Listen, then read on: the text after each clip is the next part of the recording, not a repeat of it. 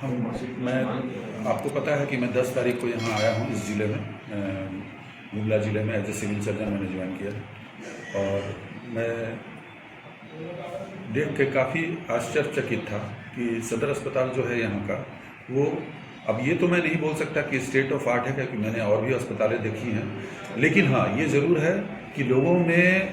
अस्पताल के बारे में जो मान्यताएं थी पहले कि अस्पताल थोड़ा ये होता है वो होता है, वैसा कुछ नहीं है। एक्सेप्टेंस बहुत है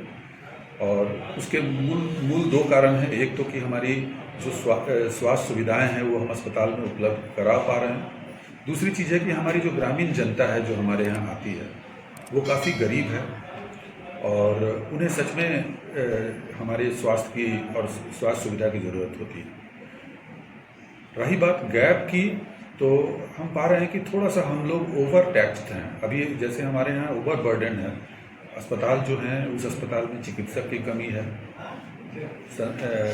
संसाधनों की कोई कमी नहीं है, लेकिन उसके संचालक जो हैं उसमें सबसे इम्पोर्टेंट पार्ट है हमारे चिकित्सा वर्ग के लोग, और उसमें थोड़ी सी अभी हमें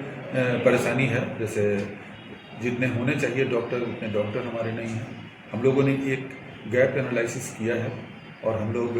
कोशिश कर रहे हैं कि हम लोग सरकार को लिखें और लिख करके जितने भी हमारे गैप हैं, सभी को तो पूरा नहीं किया जा सकता है, ये मुझे भी पता है, लेकिन कम से कम हम लोग कुछ तो ज़रूर उस चीज़ को एड्रेस करें ताकि हमारे अस्पताल की जो व्यवस्थाएं हैं उसमें थोड़ी उत्तरोत्तर विकास हो सके। अब आप देखें एक और चीज़ है अस्पताल में, जैसे अब सदर अस्पताल की बात लेते हैं, तो सदर अस्पताल में अगर आपके पास पेशेंट्स बहुत ज़्यादा आ रहे हैं तो उसका एक और कारण भी है कि हमारे जो सामुदायिक स्वास्थ्य केंद्र हैं या रेफरल यूनिट हैं जो सुदूर ग्रामीण क्षेत्रों में हैं, वहाँ पर हमारी स्वास्थ्य सुविधाएं में हो सकता है हमारे डॉक्टर नहीं हैं, और हमने पाया है कि हमारे डॉक्टर सच में नहीं हैं वहाँ पर। बहुत सारे ऐसे सेंटर्स हैं हमारे, जैसे आप कांडारा की बात कर लो, आप चैनपुर की बात कर लो, आप डुमरी की बात कर लो, ये सब काफ़ी सुदूर ग्रामीण क्षेत्र के इलाके हैं। और आपको पता है कि डुमरी हमारा एस्पिरेशनल ब्लॉक भी है, तो उन सब जगहों पर एक एक डॉक्टर है। अब मजबूरी ये है कि हम डेंटल जो हमारे डॉक्टर हैं डेंटिस्ट, हम डेंटिस्ट से भी ओपीडी करा रहे हैं, लेकिन तब है कि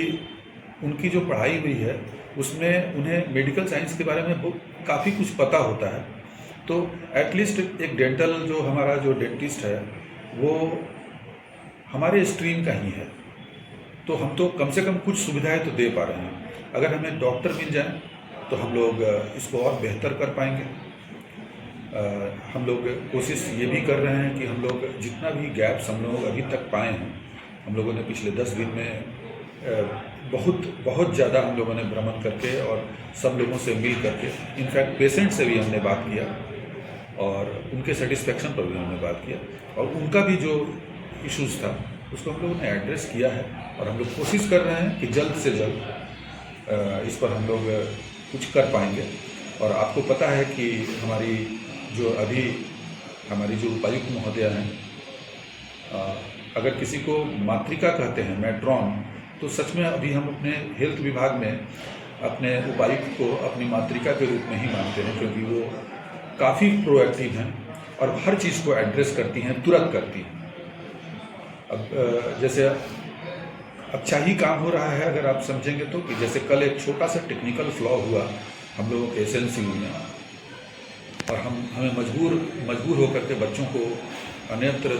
ट्रांसफ़र करना पड़ा, लेकिन आप इस बात को मानने से इनकार नहीं करेंगे कि इतने बच्चे हमारे थे, सबों को हमने 69 संस्थान में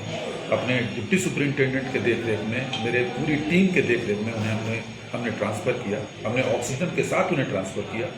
और ईश्वर की मेहरबानी है